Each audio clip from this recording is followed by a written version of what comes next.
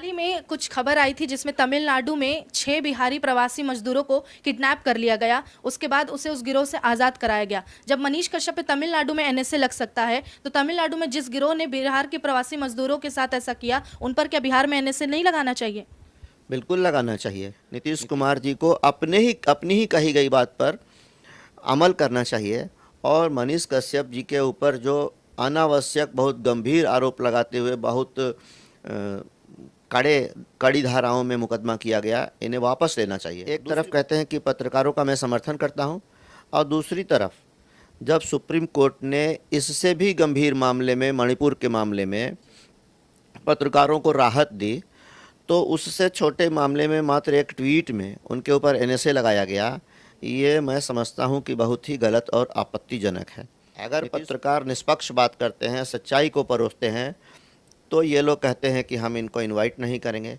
मतलब ये लोग उन्हीं को इनवाइट करेंगे प्रेस कॉन्फ्रेंस में जो इनकी बात को केवल बोलेगा। हाल ही में जो मुख्यमंत्री हैं बिहार के, वो कहते हैं कि मैं समर्थन करता हूं पत्रकारों का। पत्रकार सवाल पूछते हैं कि पत्रकारों को लेकर आपकी क्या राय है, उस पर कहता है मैं हमेशा आपके साथ खड़ा हूं। लेकिन वहीं बिहार का ही एक पत्रकार मनीष कश्यप जब आता है सामने, तो उसके लिए मुख्यमंत्री जी चुप रहते हैं। ये दोहरा चरित्र क्यों?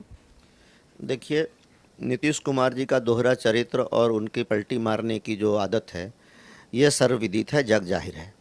और मुझे लगता है कि देश के बड़े राजनीतिज्ञों की बात करें तो उनमें पलटी मारने वालों में नीतीश कुमार जी ने एक रिकॉर्ड बनाया है, उनके समकक्ष कोई नहीं है। यही बात उनके सिद्धांत पर भी लागू होता है। हमेशा वो दोहरा सिद्धांत के तहत जीते हैं और चलते हैं। पत्रकार से उनको मतलब नहीं है, उनको अपने स्वार्थ से मतलब है, अपनी कुर्सी से मतलब है। पत्रकारों को भी वो एक जाति के घेरे में रख कर देखते हैं, ये उनकी सोच है, उनकी छोटी सोच है। चूँकि मनीष कश्यप जी, हर व्यक्ति किसी न किसी जात में जन्म लेता है, मनीष कश्यप जी के जात से उनको नफरत है।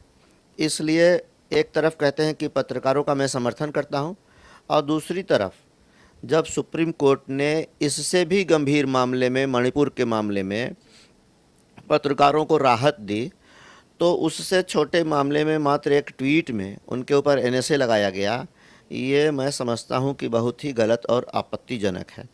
नीतीश कुमार जी को अपनी ही कही गई बात पर अमल करना चाहिए और मनीष कश्यप जी के ऊपर जो अनावश्यक बहुत गंभीर आरोप लगाते हुए बहुत कड़ी धाराओं में मुकदमा किया गया, इन्हें वापस लेना चाहिए। दूसरी बात मैं ये कहना चाहता हूँ कि अभी नीतीश कुमार जी जिस गठबंधन जो अभी बनने वाला है, जिसका अभी स्वरूप नहीं बना है, INDIA, उसकी सबसे बड़ी पार्टी कांग्रेस पार्टी है।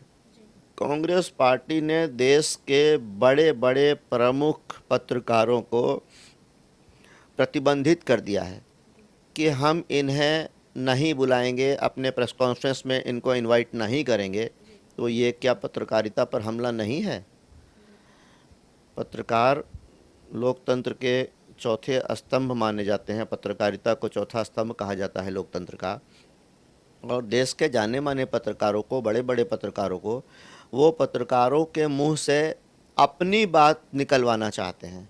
अगर पत्रकार निष्पक्ष बात करते हैं, सच्चाई को परोसते हैं, तो ये लोग कहते हैं कि हम इनको इनवाइट नहीं करेंगे। मतलब ये लोग उन्हीं को इनवाइट करेंगे प्रेस कॉन्फ्रेंस में जो इनकी बात को केवल बोलेगा। तो पत्रकारों को ये रटा रटाया और रटने वाला तोता समझा है। इसका भी विरोध नीतीश कुमार जी करने की हिम्मत नहीं रखते। कहाँ उन्होंने कांग्रेस पार्टी को ये कहा कि आप पत्रकारों को प्रतिबंधित मत करिए, उनके ऊपर बैन मत लगाइए, और वो भी पर्टिकुलर पत्रकारों पर। तो एक नहीं, दर्जनों ऐसे एग्जाम्पल हैं, उदाहरण हैं, जो नीतीश कुमार के दोहरे चरित्र को उजागर करता है। और वो मनीष कश्यप जी के मामले में भी यही बात सामने आती है। हाल ही में कुछ खबर आई थी जिसमें तमिलनाडु में 6 बिहारी प्रवासी मजदूरों को किडनैप कर लिया गया। उसके बाद उसे उस गिरोह से आज़ाद कराया गया। जब मनीष कश्यप पे तमिलनाडु में एनएसए लग सकता है, तो तमिलनाडु में जिस गिरोह ने बिहार के प्रवासी मजदूरों के साथ ऐसा किया, उन पर क्या बिहार में एनएसए नहीं लगाना चाहिए? बिल्कुल लगाना चाहिए। नीतीश कुमार जी को बिहार के प्रतिनिधि होने के नाते, बिहार के मुख्यमंत्री होने के नाते तमिलनाडु की सरकार से भी बात करनी चाहिए थी। वो भी इन्हीं के हैं और ये सारे लोग INDIA के पार्ट हैं, उसके पार्टनर हैं, सहभागी हैं।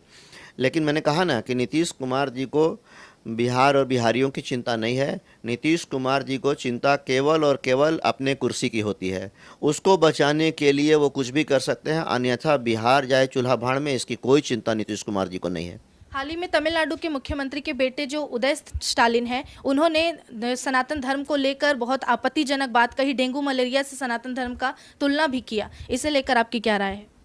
देखिए, अभी जो नया गठबंधन बनने वाला है, जो संशय में है, अभी शैशवावस्था में है, उसमें एक होड़ चली है और उसमें केवल स्टालिन ही नहीं है, उदयनिधि ही केवल नहीं है, बल्कि कांग्रेस पार्टी के भी राष्ट्रीय अध्यक्ष के बेटे खड़गे जी के बेटे, जो कर्नाटक की सरकार में मंत्री भी हैं, बिहार में राष्ट्रीय जनता दल, सारे लोगों के बीच में ये एक होड़ मची है कि कौन सनातन को कितना अधिक से अधिक गाली दे सकता है। लेकिन एक सनातनीय होने के नाते, एक हिंदू होने के नाते, एक भारतवंशी भारतीय होने के नाते मैं बड़े विश्वास के साथ कहता हूँ कि जो सनातन की आलोचना करेगा, जो सनातन की बुराई करेगा, उसका सर्वनाश हो जाएगा। इसलिए कि सनातन शाश्वत है, सनातन शाश्वत है, जो इसका विरोध करेगा उसका सत्यानाश हो जाएगा। हाल ही में मनीष कश्यप की माताजी ने गृह मंत्री अमित शाह को, साथ ही राष्ट्रपति द्रौपदी मुर्मू को पत्र लिखकर अपील की कि मनीष कश्यप जो बिहार का बेटा है, उसे जल्द से जल्द आज़ादी मिल सके। इसे लेकर आपकी कुछ अपील? हमारी पूरी सहानुभूति है और मैं अपने स्तर से इसके लिए ये प्रयास करूँगा कि मनीष कश्यप जी के साथ न्याय हो। इस वक्त हमारे साथ खास बातचीत के लिए मौजूद थे सुशील कुमार सिंह जी। इनकी बातों को आपने सुना, आप इनकी बातों से और राय से कितना सहमत हैं? अपनी राय में कमेंट में ज़रूर बताएं। देखते रहें सच टॉक्स। जय हिंद।